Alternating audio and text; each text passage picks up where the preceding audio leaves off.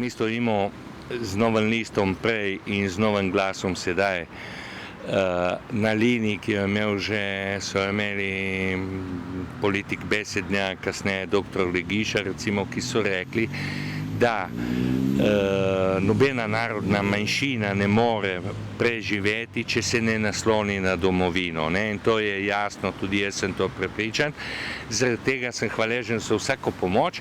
Bom pa rekel nekaj, česar so vsi siti, in to je, da se je sodelovanje, mogoče zavedanje tega enotnega slovenskega kulturnega prostora, o katerem smo veliko govorili, je šlo nekam v drugi plan.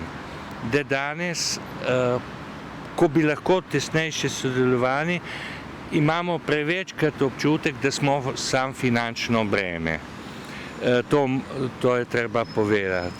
Jaz upam, da se bo to tudi spremenilo, tukaj bi se lahko tudi, je povezano, to je treba povedati, tudi s šolskim sistemom v Sloveniji, saj dejansko dijaki, nihče od vas skoraj da nima možnosti izvedeti nič o življenju in delu Slovencev, tako v Avstriji kot na Hrvaškem, na Madžarskem, pa v Italiji, da ne govorim o svetu.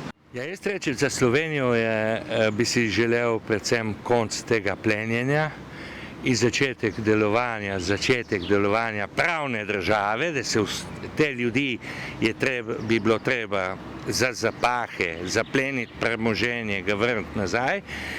Jaz sem prepričan, da v Sloveniji je dosti mladih, ki morajo ostati tudi, prevzeti v roke, narediti našo skupno domovino lepšo, tudi z našo pomočjo. Kakšen odnos pa do narodne manjšine, bom tako rekel, to smo eno telo. Če je res, da državnih mej ni, moramo tesno sodelovati skupaj. Poglejte, na Goriškem, odkar je padla državna meja, in tukaj me bojo križali politiki, ampak je dosti slabše, kot je bilo sodelovanje prej, ko je še državna meja bila.